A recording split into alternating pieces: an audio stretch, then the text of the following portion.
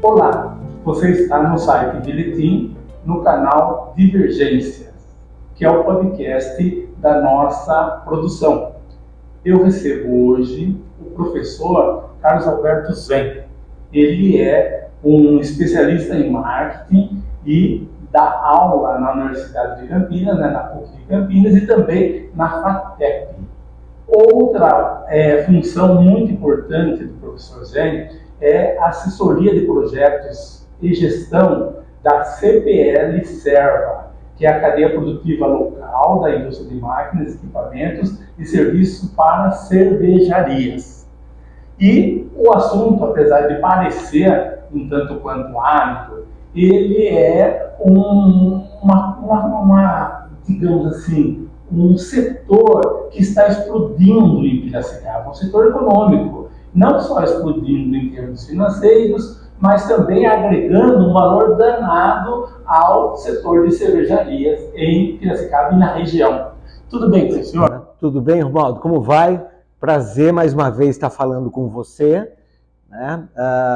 Eu acho que você não se recorda, mas a gente vai obviamente falar sobre a CPL, a cerveja e tal. Mas quando o projeto foi lançado em 2023, a primeira entrevista que foi concedida pelo Semestre, falando sobre CPL Serva, foi para você.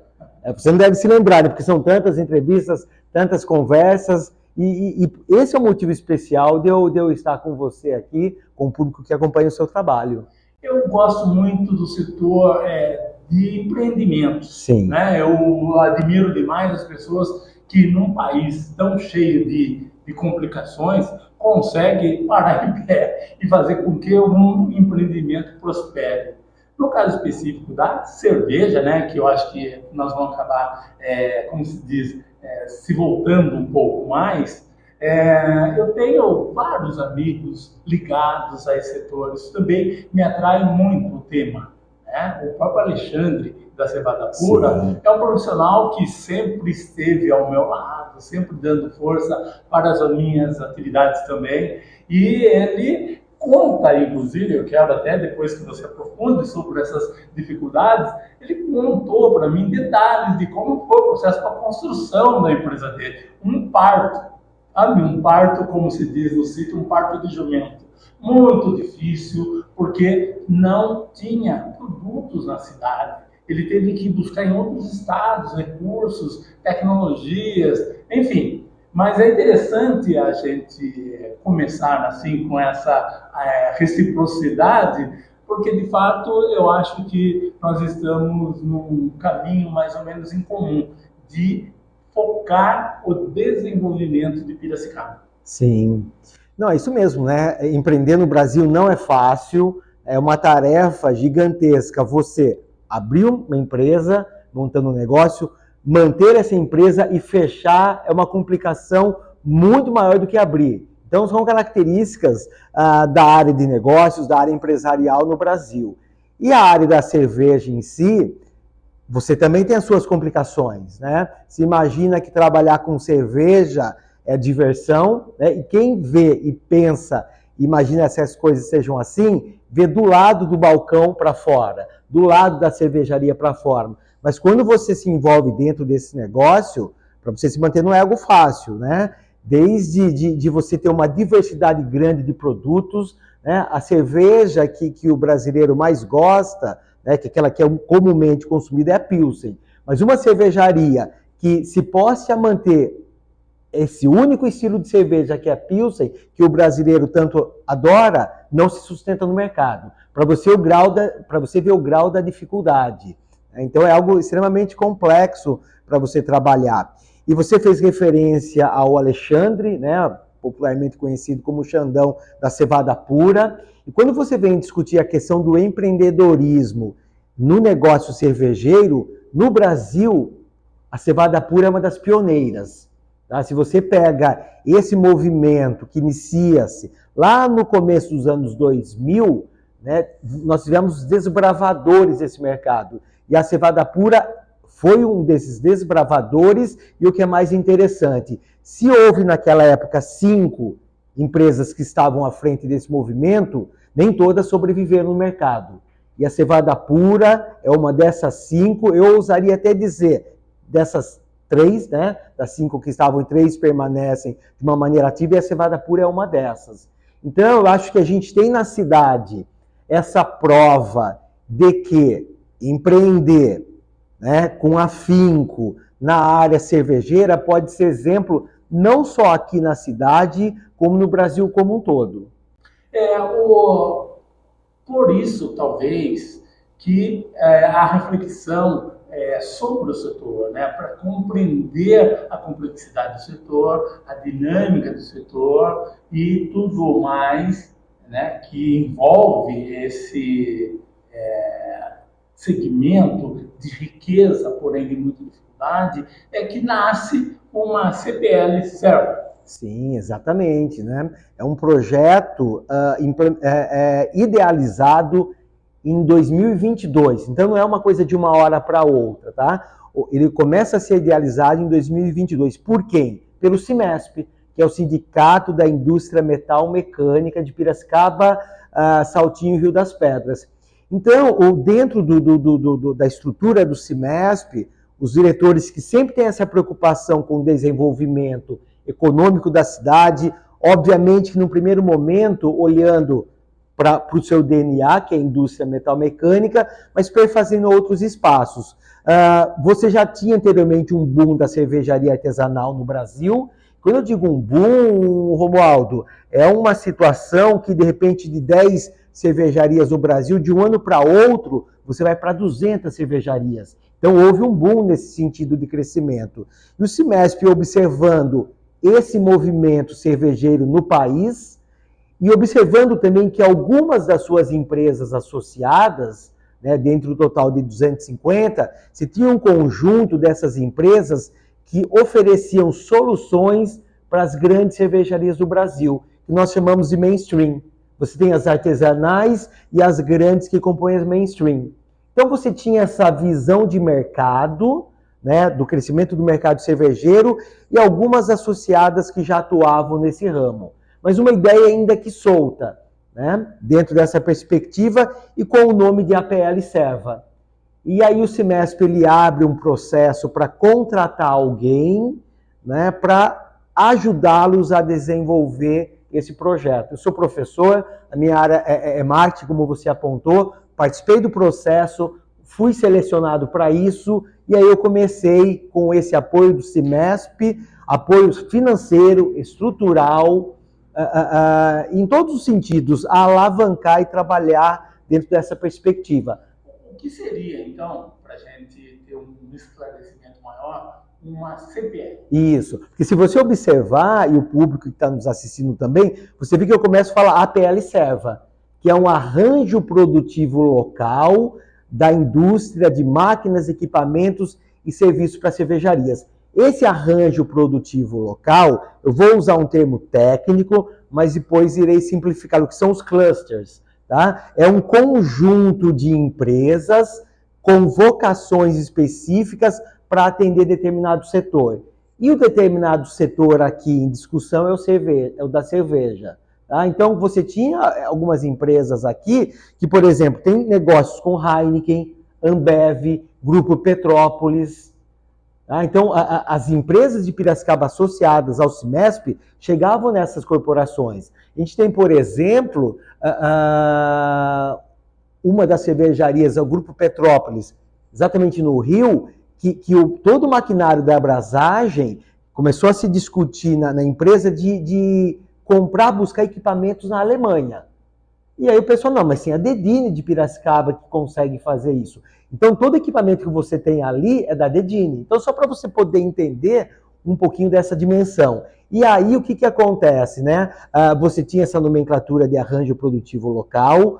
A partir de 2024, o governo do estado de São Paulo, ele altera as nomenclaturas de APL, arranjo produtivo local, para CPL, que é uma cadeia produtiva local. Ou seja, essa mesma discussão, essa mesma lógica dos clusters, de empresas com determinada vocação de uma área de negócios, só que dentro de uma concepção estratégica integrada, dentro de um modelo que tem uma governança corporativa, tem planejamento estratégico, você tem uma conexão maior de valor agregado entre as empresas que compõem os elos dessa cadeia, com nomes específicos, insumo, transformação, produção, comercialização e apoio institucional. É interessante essa sua observação, e vou até por um exemplo bem prático, que o próprio Alexandre me contou. Ele disse que ele precisava de um tanque de conservação, X, e precisava ir para Porto Alegre para fazer o tanque de conservação. E não havia nada mais próximo. Até que um dia ele sentou com o pessoal do Dedini e falou: eu sei o que vocês fazem, mas vocês fazem numa dimensão muito gigante para o que eu preciso. Eu preciso de algo nessa dimensão tal. E começou, assim, uma discussão para que a própria Dedini pudesse produzir o tanque de conservação para ele e simplificar essa dificuldade, né, que era conseguir estruturar a estrutura produtiva. Exatamente, esse é o cenário, né? Muitas das empresas recorrem ao Sul, né, para exatamente atender essa demanda em termos de equipamento. E o interessante, Romualdo, é que muitas das empresas do Sul contratam os serviços das empresas de Piracicaba. Olha a complexidade, né? Então, só que essas coisas estavam aqui pela cidade mais soltas, né? E aí que o CIMESP, né, olhando para esse setor, preocupado com o desenvolvimento econômico da cidade e na geração de negócios para suas próprias associadas, estabelece um lançamento desse projeto. E para você ter uma ideia, eu dei referência das cervejarias mainstream, mas eu tenho associada do CIMESP que o produto dela chega em média a 80% das cervejarias artesanais do Brasil. E hoje você tem um número, divulgados pelo MAPA, que é o Ministério da Agricultura no ano passado, de 1.949 cervejarias no Brasil. E em Piracicaba? Piracicaba, você tem uma média dos dados que a CPL vem trabalhando, porque nós criamos um instituto que é o Observa, Observatório da Cadeia Produtiva Local da Indústria de Máquinas e Equipamentos para Cervejarias. Aqui você tem uma associação cervejeira, que é a Piraceva, com 11 cervejarias, que são associadas a ela. Mas você tem outro conjunto de cervejarias da cidade que não estão associadas a ela. Então, o número que se trabalha é de 16 cervejarias. É um número relativamente grande.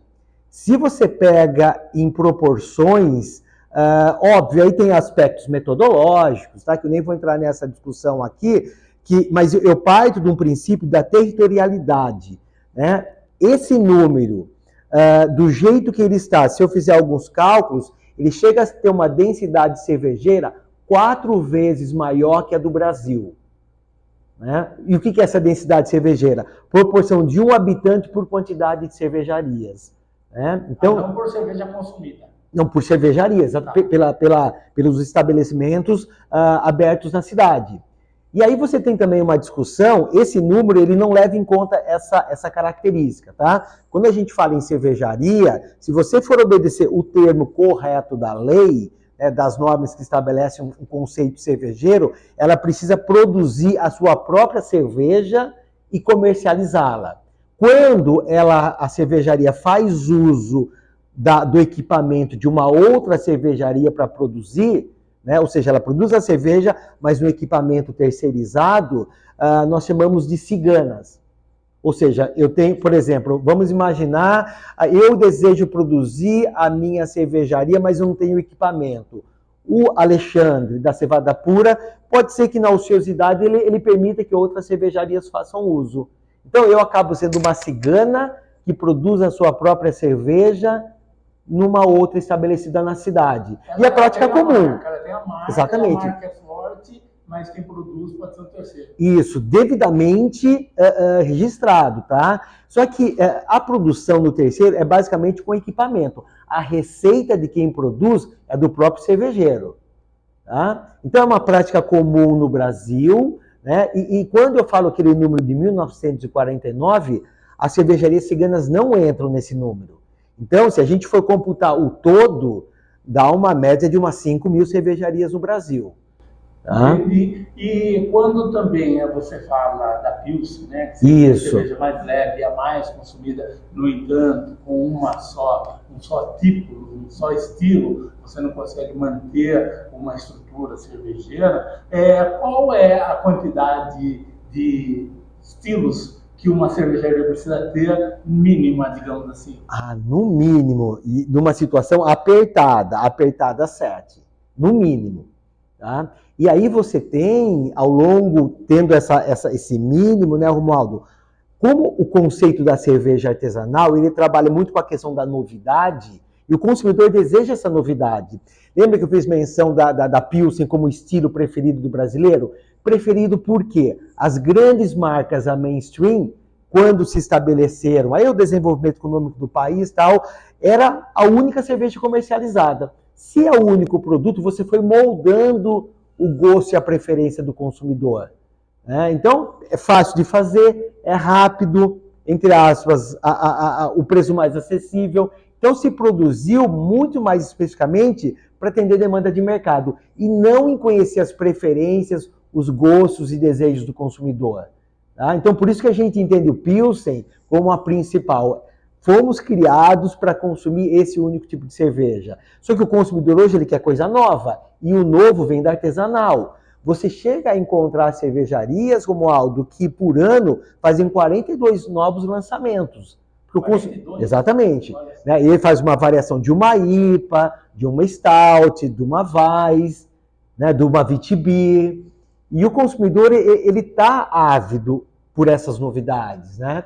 Está propenso a aderir Sim, à ideia. exatamente. Que o paladar dele encontre o ponto de equilíbrio. Exatamente. E ele vai numa cervejaria artesanal que tende a ter um produto especial, poxa, eu vou encontrar Pilsen apenas? Tá vendo como ela não se consegue se manter? Então é um cenário difícil para você trabalhar. Então não é a conta para 2 mais 2 dá 4, é muito suada. É muito suada. E também como vem evoluindo este consumidor. O consumidor, ele também era habituado a um estilo padrão e de repente ele fala assim, poxa, existe um universo novo que está se expandindo. E eu acompanhei um pouco do sacrifício do Alexandre, ele fazia muita degustação, até para que o público compreendesse a filosofia do negócio.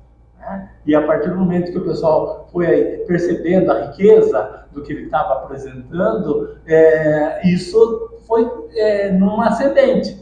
Mas eu não sei no geral, né? Porque estamos tratando de um caso específico. Sim, o consumidor de cerveja artesanal é muito exigente. Tá? Ele tem um padrão altíssimo, tanto por essa demanda por novidades, como hoje, principalmente, se você observar, inclusive, as grandes marcas, tem uma demanda por cerveja sem álcool, demanda altíssima, e também com menos calorias. Então é comum hoje o consumidor ir para o supermercado ou numa cervejaria e encontrar esses produtos novos, esses estilos novos, né?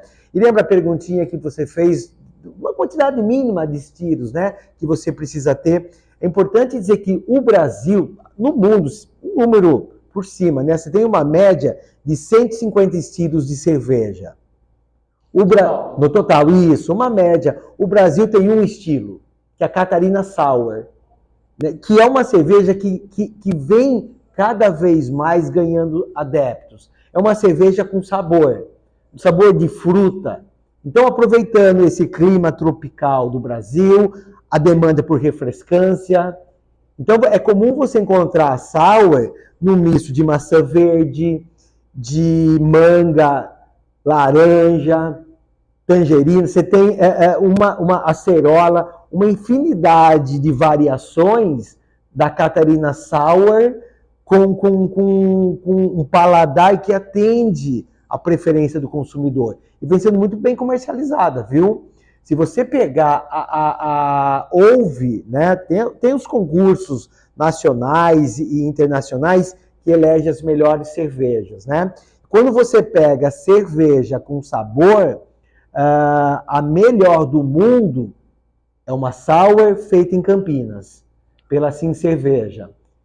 Sour com gosto, sem zero álcool, Então, uma combinação perfeita de... É uma coisa impensável. Exatamente, impensável.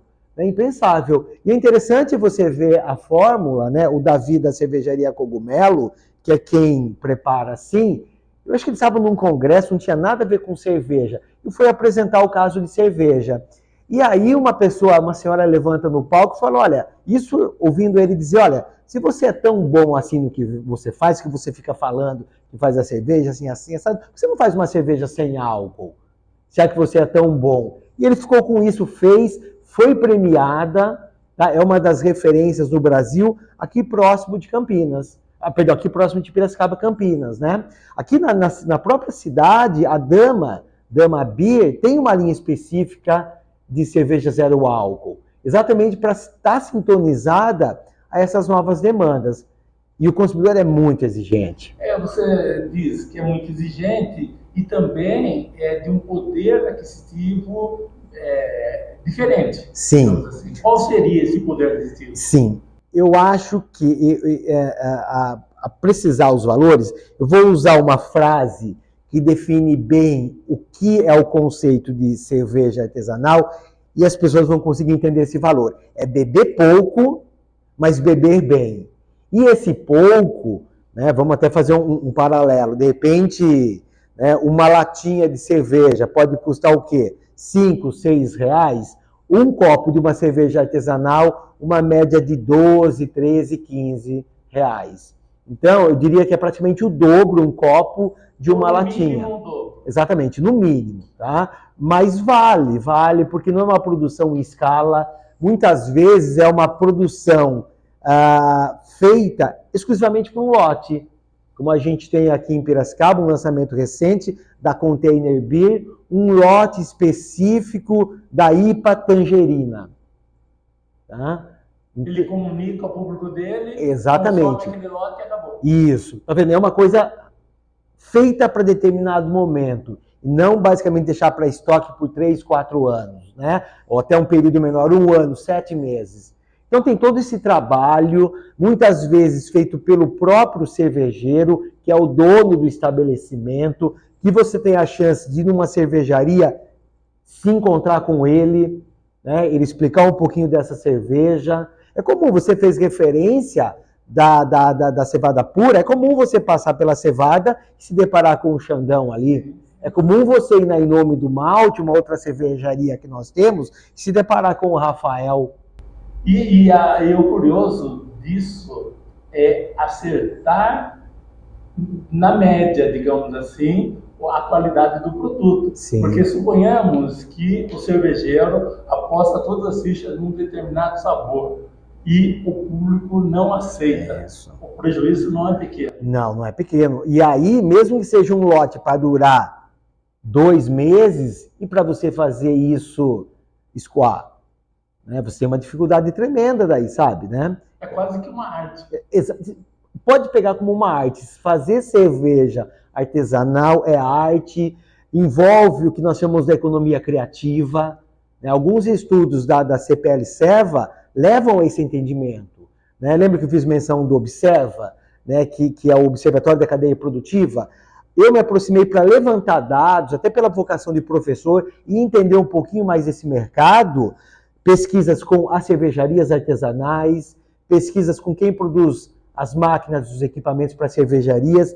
E um ponto interessante que toca essa questão da criatividade que você aponta é com os panelinhas, os cervejeiros caseiros, que produzem cerveja em casa, e aí o céu é o limite para a criatividade. Faz uma série de variações na panela. E por isso o nome panelinha, né? Ele produz na sua própria casa e muitos desses, Romualdo, têm um potencial gigante para se transformar num negócio. Né? Eles fazem muito por uma questão de hobby, né? De testar, de mostrar isso, fazer aquilo, tal, para consumo próprio. Depois o parente começa, os amigos a consumirem, de repente aquele parente amigo encomenda, faz uma demanda para o aniversário não sei de quem. Isso vai ganhando corpo. Porque a gente fala panelinha, mas não é tão precário. Assim, não, o nome é pelo claro. tipo de equipamento básico que ele tem, no sentido de ser acessível para você produzir a sua própria cerveja. E é uma arte, porque tem a sua receita, tem o seu estilo, tem os seus gostos, as suas preferências. Então não é é fácil, né? É acessível, mas tem que ter um certo talento, um gosto para isso, para você ter sucesso. É um chefe de cozinha. Exatamente. Boa comparação, para as pessoas poderem entender. Ou quando a gente também está caminhando para o desenvolvimento da CPL, em que a gente pode dimensionar sobre o Piracicaba o estágio em que já alcançou essa CPL de desenvolvimento? Sim. Eu diria, Romualdo, que isso é reconhecido pelo governo do estado de São Paulo. Tá? Nós iniciamos o estudo em 2022, o projeto é lançado em 2023, tá? Como APL. E nesse primeiro momento, nós tivemos a presença de um representante da Câmara Setorial da cadeia produtiva da indústria cervejeira do Ministério da Agricultura. Isso já é um puxa de um reconhecimento. E também tivemos um representante da Secretaria de Desenvolvimento Econômico do Estado de São Paulo, que é quem depois vem avaliar os APLs que se transformaram em CPLs. E a Neide, que foi a representante na época que veio nos conhecer, disse: nós estamos num estágio avançado em relação ao que se tem no restante do Estado e no país. Mas era uma fala dela. Em 2024, que nós submetemos o projeto à mesma Secretaria de Desenvolvimento Econômico do Estado de São Paulo, e os critérios são 4 níveis: aglomerado, crescimento, maduro e consolidado. Ok? O nosso nível é o nível 3 de consolidado. Então, a CPL Serva, dentro do projeto, das iniciativas e programas que ela tem, ela é vista pelo governo do estado de São Paulo como no estágio consolidada. Isso puxa um outro setor da economia que é também um grande potencial, digamos assim, que é o turismo. Sim, exatamente. Está vendo esse conceito de cadeia? Só que quando o APL nasce, eu já, ainda que, obviamente, talvez pela visão de professor, né, de entender o processo de uma maneira maior, o slogan que definia a CPL, até então a APL, era do campo ao copo. Então eu já dimensionava essa questão da cadeia. Tanto que quando a mudança de APL para CPL, teoricamente para nós, a mudança vem basicamente para reforçar uma tese que já era defendida. E quando você pega essa questão da cadeia produtiva, e você pega a questão do turismo, a indústria, a máquina, o equipamento, o insumo, tá? Nós também temos essa conexão com o plantio de lúpulo nacional, que é utilizado na cerveja. Então a gente tem essa cobertura do todo. E Piracicaba, né, e isso eu falo com base no resultado que o Ministério da Agricultura fez, de analisar como era o cenário cervejeiro em Piracicaba antes e depois da CPL. Né? E para chegar na questão do turismo, a CPL foi lançada como APL em março de 2023, e nós já começamos a fazer um movimento dentro desse setor. É a partir dessa movimentação do APL-CPL que em setembro as cervejarias se unem para criar a Piraserva, que era uma entidade que representava as cervejarias. E a partir dessa conjunção capitaneada pela CPL, agregando a Piraserva, que nós nos aproximamos à época da Sendetur, que era a Secretaria de Desenvolvimento Econômico, Trabalho, Renda e Turismo do município de Piracicaba, com o José Luiz Ribeiro à frente, e com a Alessandra Reis, que era diretora de turismo. Então nós reunimos dentro dessa força, capitaneado pela CPL Serva, para fazer o que em Piracicaba? Lançar o primeiro festival de cerveja artesanal, lá em 2023, tá? Que acontece na Rua do Porto, e também a Rota Cervejeira de Piracicaba, que é capitaneado por um colega de profissão seu, Marcelo Basso, que é entusiasta. Eu divulgo. Isso. Divulga sempre as atividades. Então você vê, olha, o que nós começamos a fazer? Articulando indústria, cervejaria, turismo, para potencializar Piracicaba como um polo cervejeiro. Com os diferenciais que nós temos, quais são? Que são esses elementos que eu comecei a articular na concepção do projeto. Nós temos aqui na cidade uma grande quantidade de empresas que produzem equipamentos para cervejarias. Lembra do exemplo da Mainstream que eu mencionei para você? Os produtos aqui chegam numa Heineken, Petrópolis, Ambev. E do outro lado, esse universo cervejeiro, essa grande quantidade de cervejarias, pegando, por exemplo, a Cevada Pura, que é pioneira, e a Dama Beer, que constantemente é eleita como a melhor cervejaria do estado de São Paulo. Então eu tinha um cenário perfeito. Melhores cervejarias, máquinas e equipamentos para transformar Piracicaba num polo. E aí você tem o eixo do turismo. Né? E com a rota cervejeira, é importante a gente mencionar isso, o projeto capitaneado e idealizado pelo Marcelo Basso, ele chegou a levar, Romualdo, em média, mais de 500 pessoas para cervejarias de Piracicaba. Pessoas que até então residiram em Piracicaba nunca haviam ido até uma cervejaria da própria cidade. E é um passeio formidável. Sim, formidável. Você faz essa conexão com as cervejarias. E esse trabalho acaba aglutinando pessoas de outras localidades.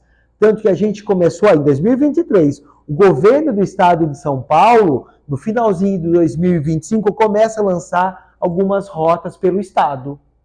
E eu falei, olha, vocês vão lançar a rota cervejeira? A gente tem essa experiência aqui. Podemos até unir forças para poder fazer algo maior para potencializar o que Piracicaba tem.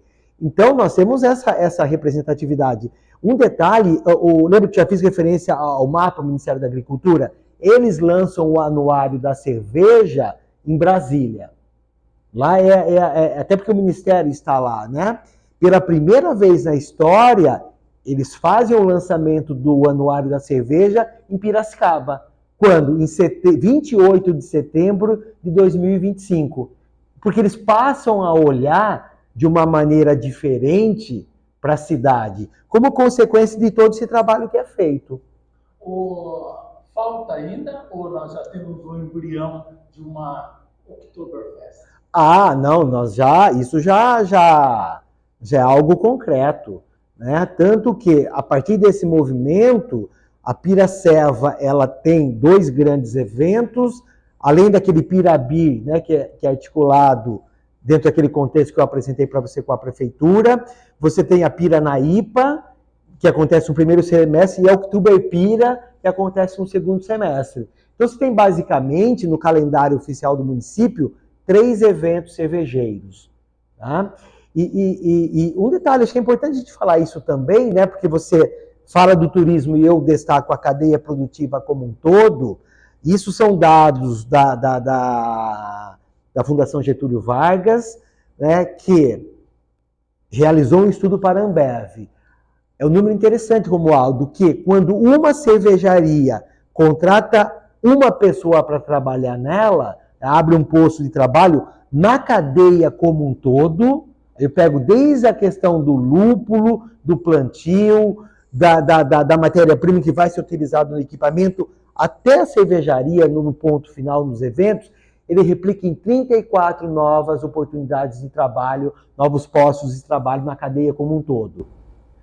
Interessantíssimo mesmo. E quando a gente fala em insumos, né, você tocou várias vezes e eu acho que merece uma atenção específica, né, mais avançada, porque o Alexandre ele sempre me disse, o insumo é difícil, é muito complicado, precisa ir para São Paulo, para Campinas, você não consegue em outra localidade, são importados, você precisa aguardar todo esse movimento do transporte para que chegue aquele produto que você está precisando, aí você chega lá e é caro pra caramba, né? Então agora quando você diz que o insumo ele já é nacional, ele já tem toda um outro suporte para se desenvolver, o que especificamente está dizendo? Qual é a dimensão disso hoje? Tá.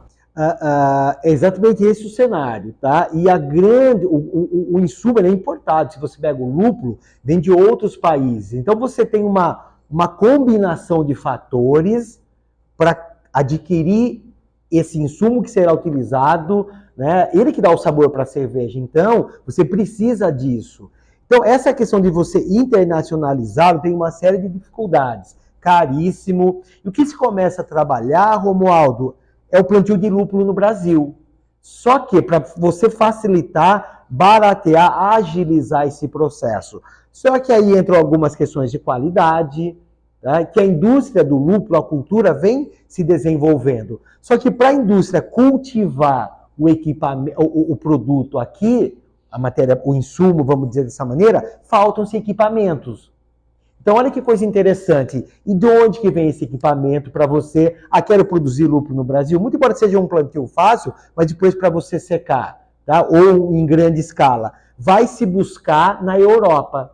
E os equipamentos que vêm de lá para cá, eles são basicamente usados na década de 70 e 80.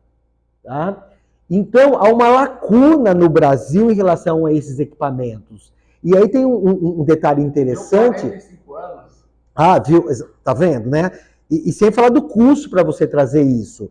E observando esse cenário, e olha a visão da CPL.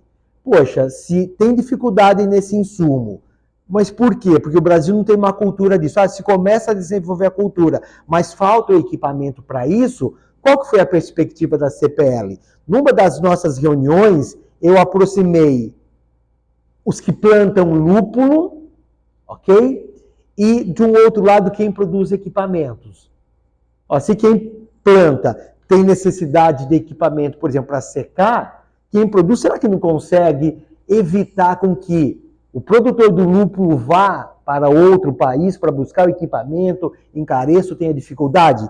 Aí, uma das associadas do CIMERS, que pertence à CPL Serva, que é a Usilev, falou, eu acho que eu tenho condição de desenvolver esse equipamento. Então, olha só, pelo trabalho da CPL, olhando a cadeia como um todo, né, porque o equipamento alguém vai usar, a cervejaria ou quem utiliza esse insumo. E eles começaram a trabalhar. É um projeto que teve início em 2024, 2025 apresentaram a primeira versão, foi para teste de mercado, está na terceira fase e funciona. Então, nós teremos aqui uma inovação nacional na cadeia produtiva cervejeira, surgindo da onde? De Piracicaba, de uma das associadas da CPL Serva. Porque você vê o Lambra. O Lambra produz flor que só daria em clima extremamente frio. E eles precisaram construir esse ambiente. Exatamente. Regular o fator térmico para que tivesse condições de gerar essas espécies. Né? Eu acredito que no caso do lúpulo, de todos esses insumos para a produção de cerveja, passa um pouco por esse aspecto. Sim. Né? Desse clima gelado. Sim. Vamos criar um clima gelado no Brasil para isso. Mas há um avanço que ele consegue se desenvolver dentro do clima natural. Isso há. Aí a genética da cerveja. Sim, exatamente. Aí você vai trabalhando. Dentro das discussões da CPL, nós trouxemos especialistas da Unesp para apresentar esse resultado. Então, você vê como é algo qualificado, não é só o equipamento, é olhar para frente e para trás, né? E só para você ter uma ideia, aqui em Saltinho e Santa Bárbara do Oeste, só para pegar essas duas cidades mais próximas, nós encontramos fazendas que produzem o cultivo do lúpulo. Tá? Então, tá vendo as coisas tão próximas? E a CPL, ela busca essa conexão. Né? Lembra a questão do campo ao copo? Porque se eu ficar limitado só ao equipamento, eu limito o campo de visão. Eu limito as oportunidades com quem eu possa estar trabalhando. Então, frequentemente você vê a CPL presente em cervejarias, presente em planta lúpulo, para fazer essa articulação, esse movimento. E tem mais novidade ainda, viu? Nós começamos a trabalhar dentro da própria CPL um substituto da água. A questão ecológica. Né? Até porque muita água, praticamente cerveja é 95% de água. Né? E se houver uma crise no país, e você tiver que selecionar água, vai tirar das cervejarias, né? Agora, água para quê? Tá? Tudo bem que ainda a gente depende da água, a cerveja é 100% água, mas muitas vezes você utiliza água no processo de higienização de limpeza.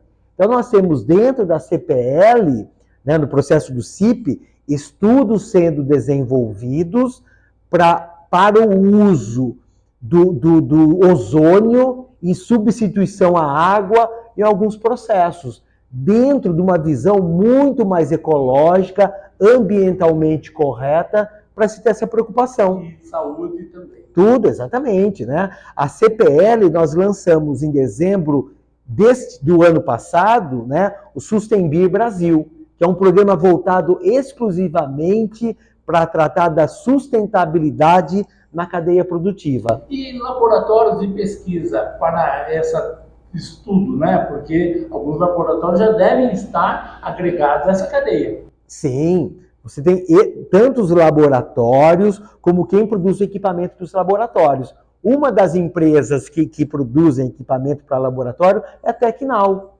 associada ao CIMESP. E um dia foi interessante, a CIMESP e a CPL Seva, que dentro do Congresseba, um congresso que nós temos,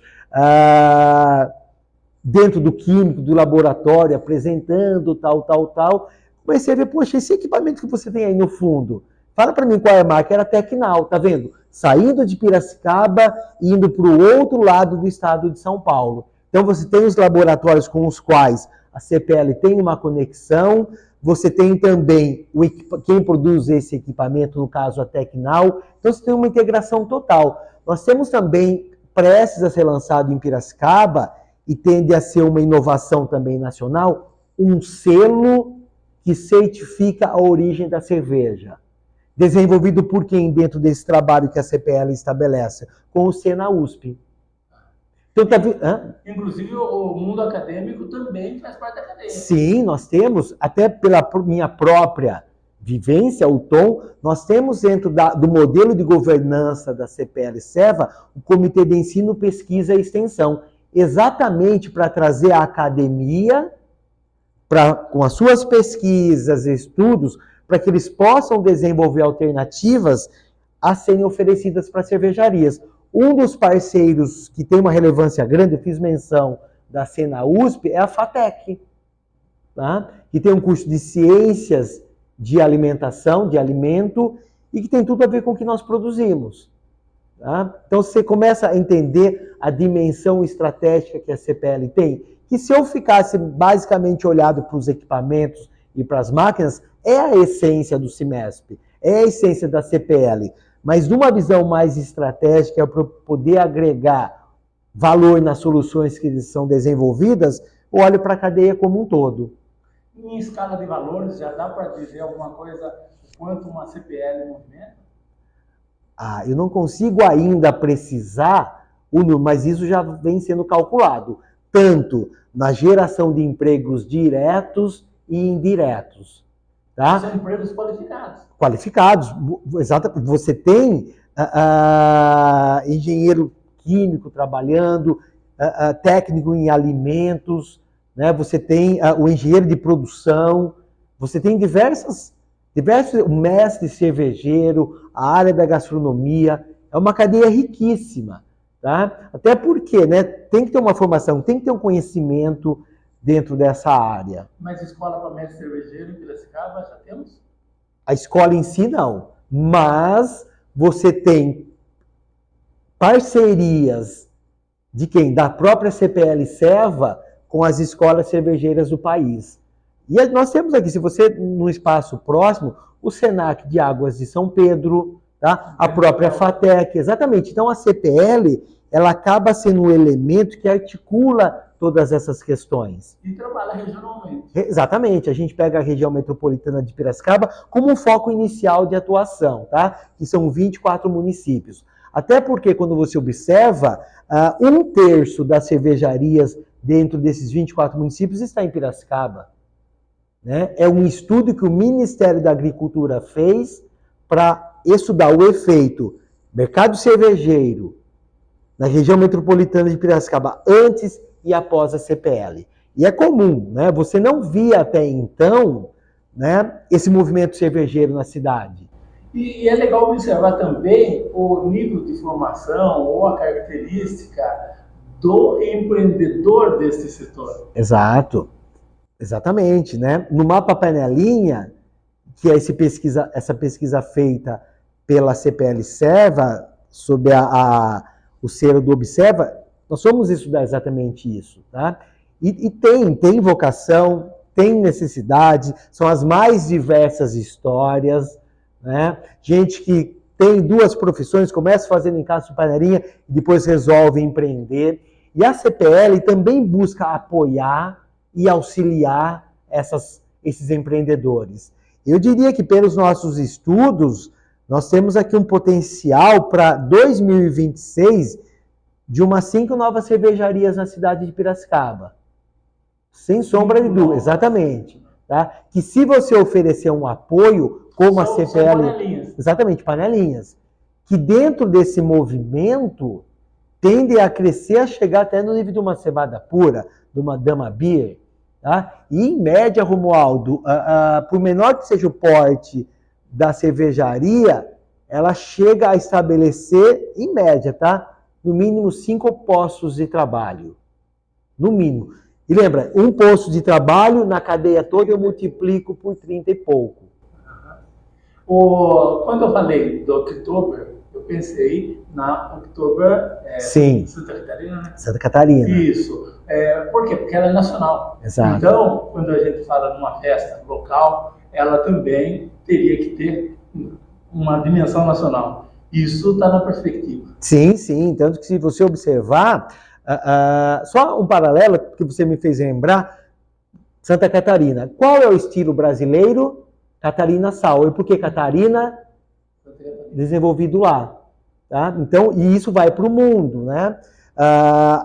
Piracicaba tem uma série de iniciativas que a CPL vem estabelecendo. Nós temos potencial. Se você pega, por exemplo, Santana e Santa Olímpia, 2 cervejarias estão estabelecidas lá. Olha o potencial turístico que você tem de repente, a festa da polenta 100% abastecida por as cervejarias daquele próprio local. Né? Exatamente. E daquela região, hein? A Sacramenta está estabelecida poxa, me fugiu o nome aqui, né? Do Tiago, a Sacramenta.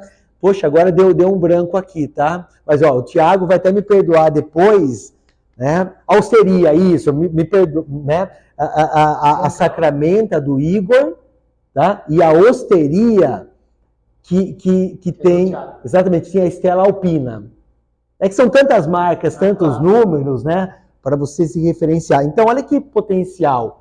Santa Olímpia, Santana, o próprio Festival da Polenta que já tem, aglutinando a sua própria cervejaria e criando um festival, quem sabe, diferente. Então, tem uma série de potencialidades que a CPL olha e trabalha para desenvolver. Tá? São os passos, obviamente, essas coisas não são fáceis, né? Demanda muito trabalho, e o Cimesp sempre apoiando, né, o trabalho da CPL, que no todo contribui para o desenvolvimento de todo esse espaço.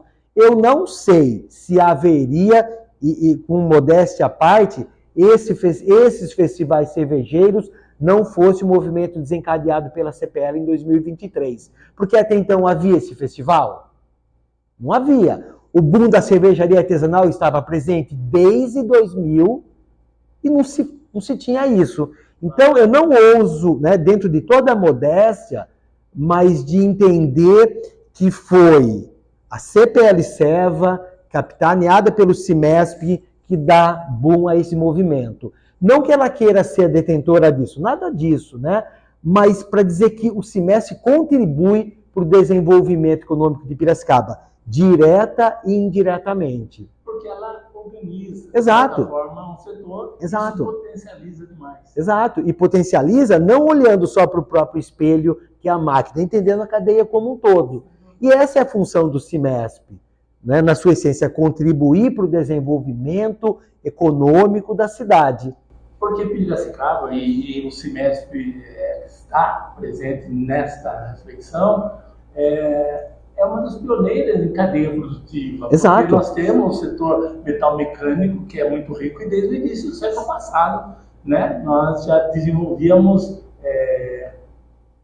tecnologia para a cana-de-açúcar com essa visão de agregar valores e de cadeia. Exatamente. E é importante você ter falado isso, porque a CPL Serva, ou a PL Serva, ele surge num momento 2. O momento 1, o primeiro arranjo produtivo local de Piracicaba e que ganhou dimensão mundial é o APLA, o arranjo produtivo local do álcool. E onde que ele surge?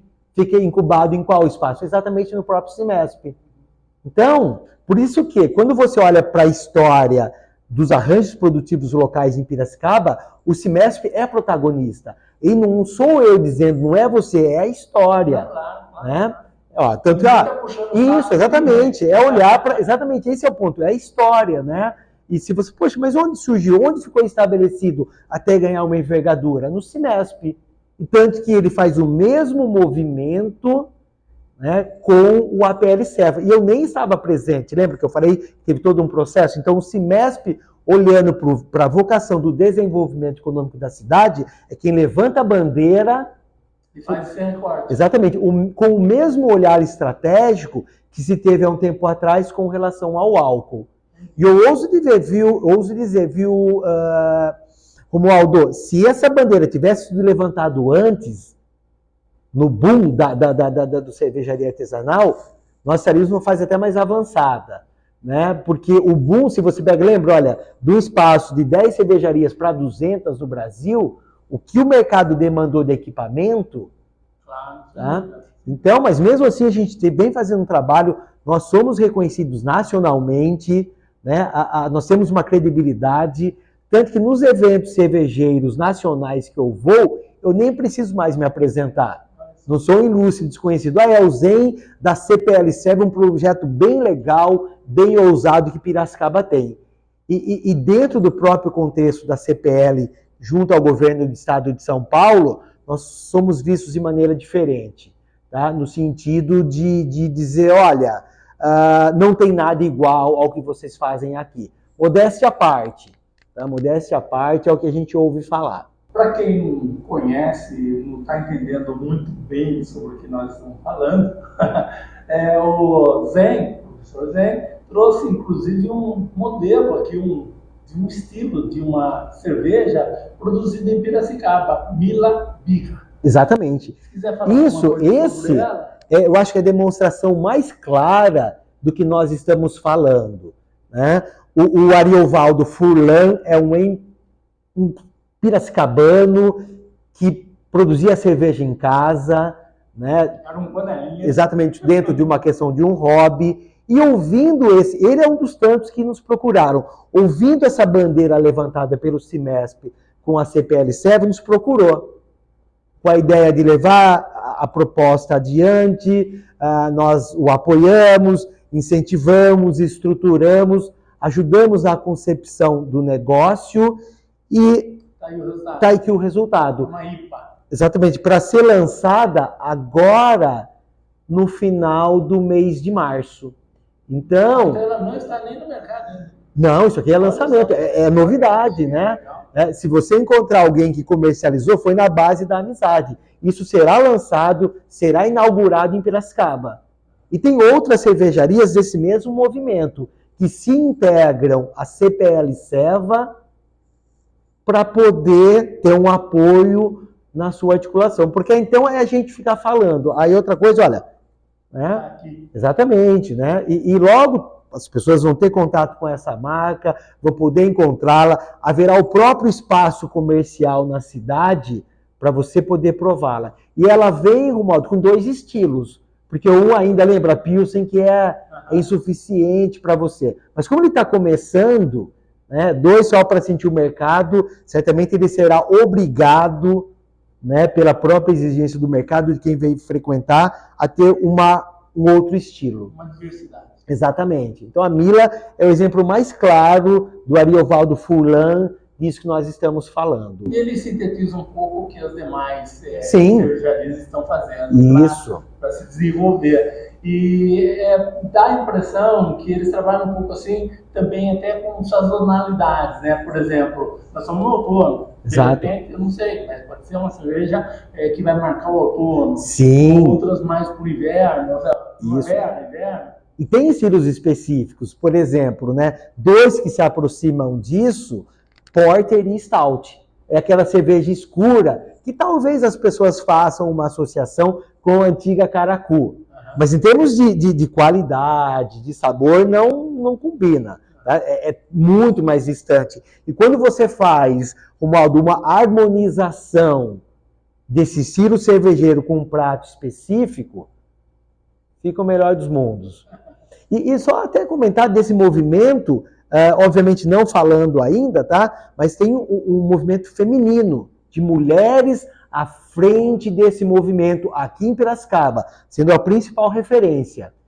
Está vendo como nós somos protagonistas, né, inovadores dentro desse contexto? Ou seja, são empreendedoras que também estão investindo em novos sabores. Exatamente. E cervejas caseiras. E montando a sua própria cervejaria. Nós temos mulheres à frente, né, dando essa iniciativa, e um grande número de mulheres que compõem o quadro societário das atuais cervejarias, né? Inclusive trabalhando dentro dela. Você pega, por exemplo, a Dama Beer, praticamente 80% do quadro funcional é composto por mulheres, né? E para incentivar esse movimento, Romualdo, a CPL Serva, com o apoio do CIMESP e do COMESP, nós lançamos um programa, também ouso falar que é algo inédito no Brasil, que é o Malte de Mulher. Com o nome é inédito. É uma marca. Exatamente, lançada no contexto da CPL. E aí o fato do Zen como professor de marketing, né, eu falei, poxa, mas tem essa conexão, por quê? Quando a gente olha, e eu estava já observando esse protagonismo feminino na indústria cervejeira. Mulher trabalhando como engenheira, na produção tanto da cerveja como do equipamento. A Usileve, que fez esse maquinário para a indústria do lúpulo, a Melissa que está à frente comandando esse projeto. Comecei a observar e falei, poxa, mas eu acho que eu preciso dar vazão a isso. E aí eu comecei a estudar um pouquinho mais a cerveja. O lúpulo é que dá o sabor para a cerveja e o malte, a cerveja é bonita, daquele jeito ela ganha essa vida por conta do malte. Aí eu falei, poxa, se o malte tem essa função, essa força, qual é a função, qual é a força da mulher? Da vida para a vida como a gente conhece. Aí eu falei, poxa, olha só, então o malte tem essa função, a mulher também. E aí observando, e eu precisava um outro elemento que fosse característico de identidade, de valor, de expressão da mulher. Poderia encontrar um batom, uma maquiagem, e observando as mulheres que trabalham no CIMESP, né, eu falei, poxa, olha aqui a questão do esmalte. Eu falei, malte, esmalte, sabe, tem tudo a ver. Tanto e tudo a ver quando eu digo a função que o malte tem, a relevância e a função que a mulher tem na sociedade. Então, nós lançamos o COMESP, que é o Conselho da Mulher Executiva do CIMESP, quando ouviu essa ideia, poxa, que legal, isso a gente faz, e fizemos um evento, trouxemos a Luísa, da cervejaria Dádiva, que é referência nacional em protagonismo feminino, ela que está à frente, é ela quem lança uma média de 42 estilos diferentes no ano. Uma equipe, basicamente, tem um time de futebol lá. E foi um sucesso esse evento, né? E o interessante é que a gente atraiu mulheres que também desejam, né, se envolver dentro dessa indústria, porque soa estranho, poxa, uma mulher discutindo cerveja, né, aquele preconceito enraizado, por que não? Uma mulher que entende de cerveja, por que não? E é interessante o setor porque ele agrega mesmo a cultura, sim, o lazer, alta tecnologia, isso, alta formação, ciência. Exato, tem todo esse contexto. E um detalhe interessante também, né, Romualdo, eu comecei a estudar um pouquinho mais disso, a questão da participação da mulher no mercado cervejeiro. Desde sempre, a mulher está presente. ela se afasta um pouco, um pouquinho de história de uma maneira bem resumida, tá? Ela se afasta um pouco desse cenário quando começa a ver o processo de industrialização. Mas até então, a mulher que era protagonista disso. Quer ver que fato histórico legal, né? Óbvio que depois essa coisa foi evoluindo, mas me dá alguns elementos que compõem a imagem de uma bruxa. De uma bruxa? Isso. O que ela tem? Se eu pedisse para você, desenhe uma bruxa aqui. Normalmente lembra do nariz comprido. Tá, isso, nariz comprido, ok, mas o chapéu, o que mais? As unhas compridas. Unhas, o que mais que tem? A roupa preta. Isso, e ela está fazendo o quê? A alquimia. Isso, num caldeirão? Num caldeirão. E se você tiver que colocar algum animalzinho próximo dela, qual animal ela tem? Um gato? Isso, um gato. Se você olha, no fundo, esse retrato, óbvio que depois foi sendo caracterizado e moldado, exatamente, moldado, né? A questão do nariz. Mas se você pega o caldeirão, era a brasagem que a mulher estava fazendo com a cerveja. Se você pega o chapéu, era o que ela usava para se identificar nas feiras, dizendo, olha, ali tem alguém que faz cerveja. Se você olha, por exemplo, a vassoura que você não comentou, a vassoura ela colocava na porta, na porta da casa dela para identificar que ali havia venda de cerveja. E o gato era para espantar os roedores dos cereais. Então, se você observa, a mulher é a figura, a bruxa em si, é a expressão nítida e clara da mulher. Só que, assim como o Walt Disney fez, aí você foi adaptando. Né? O feitiço, certamente, que ela faz do caldeirão é o efeito alcoólico da cerveja.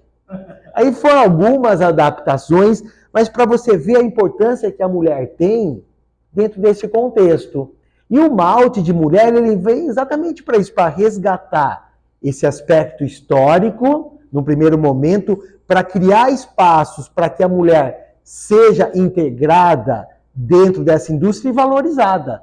Tanto que no lançamento do malte de mulher, era a Luísa da Dádiva fazendo sua palestra e uma roda de conversa com mulheres que atuam dentro desse mercado. Que participaram quem? A própria Luísa, a Melissa da Usileva, esse caso que eu apontei para você, e a Mariana da Container Beer, que integra a Piraceva. Pelo que a gente está conversando, e já avançamos bastante... É que o papo rende, a conversa é boa, né? Claro, o assunto é interessantíssimo. A perspectiva para isso é gigante. Não, gigante, né? Gigante. E não fosse a pandemia, Romualdo, não fosse a pandemia, pelo menos alguns números que o mercado trabalha, ao invés de termos essas 1.949 cervejarias, seriam números próximos a 5.000. Tá? Eu diria que a cerveja ela é a cara do Brasil. A gente está transformando a cara de Piracicaba. Né? Tanto que a melhor cervejaria do estado de São Paulo, eleita há 3, 4 semanas atrás, é a Dama Beer. Piracicabana. Exatamente, Piracicabana. E também o consumo piracicabano ele é elevado. Sim, elevado, é altíssimo. Assim, comparativamente sim, falando, sim. O piracicabano, ele se movimenta para isso. E óbvio, né? Você pega um número, por exemplo, quando a primeira edição do Pirabir, aquele festival de cervejarias artesanais, todo esse movimento levou para a Rua do Porto 9.000 pessoas. Pessoas, um tipo de público que até então nunca havia frequentado a Rua do Porto. E um público que nunca havia tido acesso, proximidade com essa cerveja, com as cervejas locais. Tá?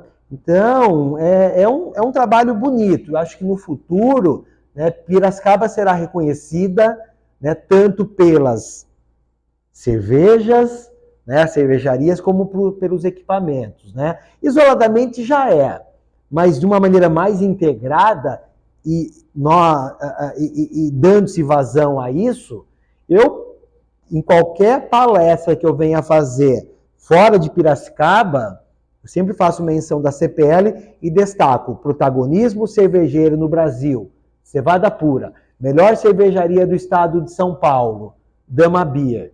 Eu estou falando, os dados estão aí. Né? Se você não acredita, vá verificar dentre os premiados do Festival Cervejeiro de Blumenau, quem foi eleita a melhor cervejaria. Vá buscar na história da cerveja artesanal do Brasil se a cevada pura não aparece. E vá verificar no movimento cervejeiro de Piracicaba se a CPL Serva não tem também essa contribuição estratégica por meio do Cimesp. E quando a gente observa assim, essa dinâmica toda, a união, a concorrência, ela é extremamente benéfica para o próprio setor. Sim. É interessante, né? Porque as pessoas falam assim, nós somos tão próximos, mas nós somos concorrentes, como que pode? E é isso mesmo, né? Uma concorrência de união. Exatamente. Até para quê, né, Romualdo? O consumidor, por ser ávido por novidades, ele vai querer conhecer o estilo de cada cervejaria. Vai querer conhecer a experiência que cada cervejaria tem. Então é rico esse processo, rico até no próprio sentido da cidade e da cultura. Né? É cultura cervejeira de Piracicaba, né? Com seus eventos, com o seu rio. A gente tem, por exemplo, a Peixe Para, que tenta traduzir exatamente esse movimento cultural de Piracicaba. Tá? Então é um cenário riquíssimo, viu? A gente tem um potencial grande aqui para ser trabalhado e potencializado. E que bom que o Cimesp tenha olhado para esse movimento, tenha tido a iniciativa de bancar, mais uma vez, em termos de estrutura, com recursos financeiros, todo esse movimento. Tá? E hoje já colhe frutos. Já colhe frutos, né? A ideia é que ele siga o mesmo movimento do APLA, né? Porque o Cimesp, ele lança essa semente e ele consiga alçar voos maiores. A gente já vem... O APLA é internacional. Exatamente. E a CPL, pelos modelos, a modelagem que eu criei também vai nesse sentido. Tanto que, nos eventos que eu participo, né, nós já somos reconhecidos. Tá vendo? Então, põe um trabalho diferenciado ali e tal. Outras CPLs de outras cidades vêm nos procurar para entender como isso é trabalhado. Tá? Então, a gente tem uma série de iniciativas, projetos que se enquadram dentro de um ecossistema cervejeiro que eu batizei de Borbulha. Borbulha. Exatamente. É dentro do Borbulha que estão malte de mulher, observa negócio de panelinha, o Sustenbeer Brasil, o Congresserva, o Encoserva, o Reconhecerva, esse selo que vai certificar as cervejarias de Piracicaba, que depois nós vamos potencializar para outras cidades, todos dentro desse ecossistema cervejeiro chamado Borbulha, que a CPL Serva criou. Muito bem. Legal, né? Legal, fantástico. Zen, ficou alguma coisa faltando? Porque o assunto é tão vasto. Não é vasto. Que se a gente deixar, vai para... A coisa vai longe, né? Cantos, vai longe. Vai longe. Não, só, talvez eu tenha me esquecido até de falar, muito embora tenha falado do lúpulo, né? Nós temos aqui também, e você fez menção da dificuldade que as cervejarias têm, nós temos aqui em Piracicaba, e está integrado ao nosso movimento, até para ser uma ponte direta com a Alemanha. O processo de internacionalização da CPL, chegamos na Alemanha, ao fato de ser internacional. E esse parceiro é a Robral, aqui de Piracicaba. Robral. De R-O-H-B-A-U-R, o Roberto, o Egídio, que é uma conexão fortíssima com a Alemanha, exatamente para facilitar a vinda dos insumos para cá, que a parceira está integrada na nossa cadeia. Então, tudo para oferecer em Piracicaba uma solução completa na cadeia produtiva cervejeira. Por isso que o governo do Estado de São Paulo, por meio da Secretaria de Desenvolvimento Econômico do Estado, por isso que o Ministério da Agricultura, o mapa nos vem de uma maneira diferente. E a referência para esse comportamento diferente é exatamente a CPL Serva. Muito bem. E você, profissionalmente, se viu nesse desenho maravilhoso de um setor riquíssimo. Riquíssimo, que eu não imaginava estar envolvido. Na função de professor, né, da área de marketing, eu nunca imaginava essa conexão com o mercado cervejeiro. Mas me dei bem, estou aprendendo ainda muita coisa e aprendendo no sentido de contribuir. né? E o Cimesp ele acreditou nessa ideia, acreditou no plano de trabalho que eu apresentei, e eu acho que o caminho está certo, viu, Romualdo? Disso que você falou, uma vez antes de uma formatura, participando aqui na cidade de Piracicaba, aí um colega me dizendo, poxa, Zen, tem um amigo meu que foi na sua cervejaria, e eu nem cervejaria tenho, né? Te viu ali, gostou, você está de parabéns pela qualidade das cervejas. Falei, mas por que ele não veio conversar comigo, né? Ah, ficou com vergonha. Então, quando eu ouço dizendo que a pessoa foi na minha cervejaria, eu não tenho cervejaria, e o produto, sabe? Eu acho que a gente está, e eu posso até ser um protagonista indireto ou direto desse cenário, né? Tanto que muitas vezes, o pessoal, o Zen da cerveja, não, o Zen professor e da cerveja também, né? Mas a coisa começou a se misturar. Né? Exatamente. Isso é muito bom. Muito bom até. Eu acho que eu começo a atrair coisas da cerveja para mim e contribuir também, né? Pelo menos eu me vejo com a seriedade, a perspectiva e empenho de fazer o melhor, também agregar essas características para o mercado em si. E muitas das pessoas com quem eu mantenho contato, né, que vêm para fazer as palestras no Congresserva, que é um congresso da cadeia produtiva cervejeira, a gente vai para a 3ª edição, muitos falam, olha, estou participando por conta de 2 elementos, a credibilidade do projeto, né, que tem um Cimesp por trás, e você. Né? Então, esses 2 elementos que me fazem, e gente que é do Sul, do Rio, sabe, do Brasil todo. O reconhecimento é nacional. Exatamente. E vindo participar. E, de novo, o fato, quando o Ministério da Agricultura vem e lança o anuário em Piracicaba, quando é uma atividade exclusiva de Brasília, tem alguma coisa diferente nisso, tem alguma coisa de valor. Legal. Então é isso aí, um assunto que está só começando, a gente vai ter outras oportunidades para desenvolvermos aspectos diversos da mesma temática e eu espero que vocês acompanhem o nosso trabalho. Então encerramos aqui essa conversa com o professor Zen sobre o mundo da cerveja artesanal em Piracicaba, evidentemente.